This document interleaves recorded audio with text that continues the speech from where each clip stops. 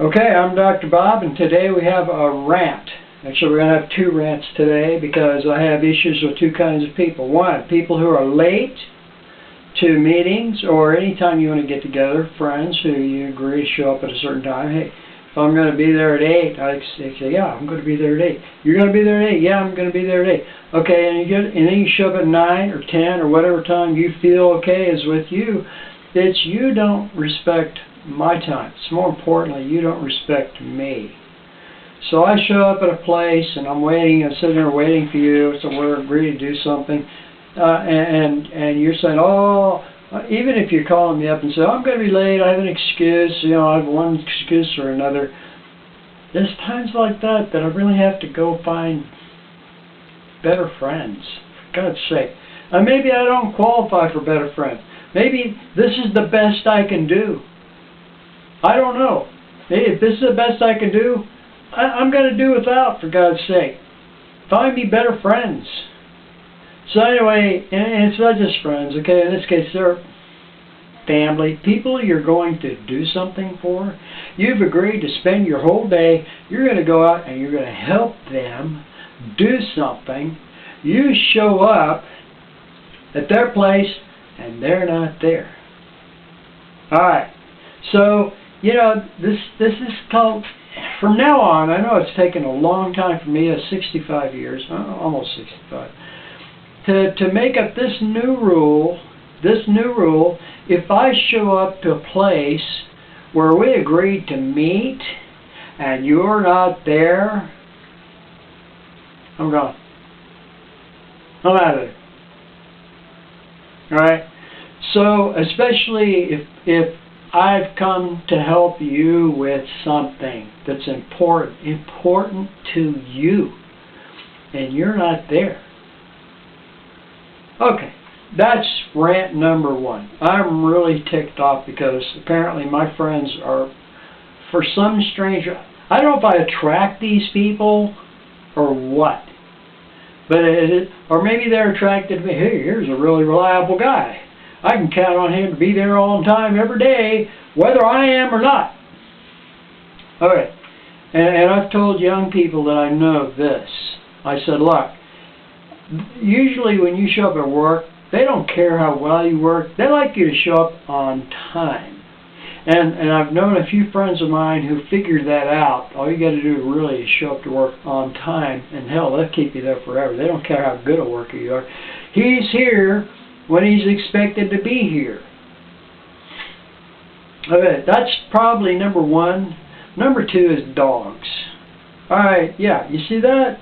That's a dog did that. The pit bull did that. Tore my hand up. This is also one of those cases where I showed up to somebody's house and I was going to help them out. I was going to spend my day helping this person out. And it took me an hour and a half, 2 hours, to get to the house. I show up and there's a pit bull on the front porch. I'm like, okay, all right. I stay in the car.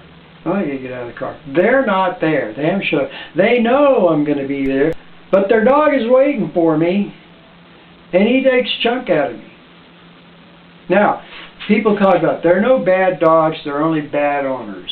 What really makes me cringe is that so many of the owners, there are some owners, when the dog is acting badly, usually most dogs, I won't say most, some dogs are well behaved. When they're not well behaved, it is the dog who, when the dog is misbehaving, instead of saying a command like heel, stop, move, or get over here, they yell the dog's name. Skippy! Skippy! You stop that right now! They yell at the dog, and you know when they're yelling at the dog is not trained. And then they have a pit bull, and they're saying, oh, he's wonderful with the kids. He's wonderful when I'm around. He won't hurt you. He won't do anything. The dog is not trained. Now, in this case, this person, she knows who she is. So I went all the way to her house, helping her out, trying to help her out. And she's ordered the dog to come into the house. The dog gets halfway, ignores her, comes back after me, and puts my hand in his mouth. I thought the dog's going to come. The dog comes up, and I go to pet him, and he grabs my hand. And as soon as he's got his jaw in my hand, I'm saying, okay, this is bad. I don't know if the first thing I'm just like pull my hand out of his mouth and then step back. He gets up and pushes me. He tries to push me down. This is a big dog. Tries to knock me down. Can't knock me down. I just back up until his cable runs out. He's on a steel cable. He's on his cable, a steel cable. This is a pit bull, a big pit bull. And I moved back out of his range where the cable stops. Thank God the cable stopped. And then she's yelling at him, "Sam, go over! No, no, no!" She's yelling at the dog. Basically, the dog is untrained. Now, how many times you've gone into somebody's house, a friend's house or a neighbor's house, and people you like, or obviously I'm not going to file a lawsuit against this person because she's a close relative. And anyway, you go to a person's house, and the first thing that happens is you're wearing nice clothes. We all wear nice clothes, most of us anyway. And the dog jumps up on you, jumps up on your clothes. And what do? They jump up on you, and what does the owner do? They don't say heel, stop, get over here. They yell the dog's name. Now, there's a trick of life. If an owner has a dog, and instead of giving the dog an order like stop, heel, step over here, or some sort of order, because I don't know all the orders in dog training. I don't keep a dog. The reason I don't keep a dog because it's a lot of work, it's a lot of maintenance, and before you can really own a dog, you need to train a dog. And my efforts at training dogs, every dog I've ever owned, I've tried to train, and my efforts at training have been, well, not good. So, and probably because I didn't have good trainers. I didn't have good reference materials. One, I got a book and said, here's how you train dogs, and the book was stupid. But this is why I don't own dogs. They're a lot of work. You have to train them. If your dog is not trained, your dog is a liability. You can be sued for an untrained animal. You can be sued, and especially pit bulls. How many? I went riding a bike this morning. You know how many pit bulls I saw out on the bike path this morning? And after this little experience, I'm seeing these pit bulls, and it's all women. Now the next question is, and some of those dogs are not on a leash. Well, this is required by law, by the way. If you're out, if the dog is out, it's required by law to be on a leash, especially on these bike trails. Now, some of the dogs were very well behaved, the ones that were not on a leash, but they would have, sometimes they'd have two dogs, one on the leash, one not on the leash, and the one off the leash would do what the owner said. The one on the leash was on the leash. Now, people own dogs, you need to train your animals or don't own dogs. For God's sake, I'm thinking 90% of you have not had your dog through any kind of training, because the vast majority of the times that I have been to somebody's house and the dog jumped on me, they did not give the dog an order to behave. They yelled the dog's name. That's how you know that the dog has a bad owner. There are no such thing as bad dogs. There are bad owners, and I'd be guessing that about 80 or 90% of dog owners are bad owners. So there are two little rants that I'm doing today. It's Dr. Bob's vlog, video log.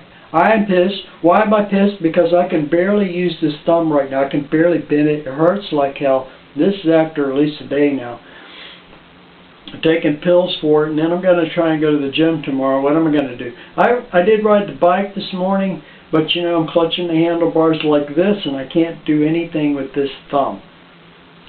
Now, the person who asked me to come and help them to their house, I was going to spend the day there, and the dog tore my hand up, and I said, that's it, I'm disabled. I can't do a thing for you now. I had driven 2 hours to get to her house, and her dog tore into my hand, and I was going to do 5 or 6 hours of work free. They'll drive down there free, drive back free. I'm not going to charge a thing. I'm going to help you out. Guess how much help she got? She was desperate. She wanted help. She wanted somebody to come help her do something. I'm really good at handyman stuff, and there was a lot of stuff I could have fixed up. Guess how much I did a couple, 2, 3, 4 things, and they were little things that I could do with my left hand. But the complex stuff, the big heavy stuff that she really needed, sorry. So, this is Dr. Bob's rant. Train your dogs, and especially if you have kids, don't say, oh, he's fine around the kids. He loves it. He protects the kids. I say, you don't have a disciplined dog. Your kids are in as much danger as I am, and if he did this to your kids, especially like a 2 or 3-year-old child, it wouldn't look nearly as good as this. It's Dr. Bob. Have a great day. And if you're a pet owner, train your dog, for God's sake. And if you're going to go meet with somebody, don't blow them off. And if they blow you off, you make damn sure you don't meet with them again until they beg you and promise they're going to be on time. And if they're not on time, you show up, they don't, leave. From now on, that's my new rule. If I show up, I can make an agreement to meet somebody sometime, and they're not there, I go home. From now on. No more tolerance of this kind of disrespect. Dr. Bob, you have a great day. Be disciplined, be on time.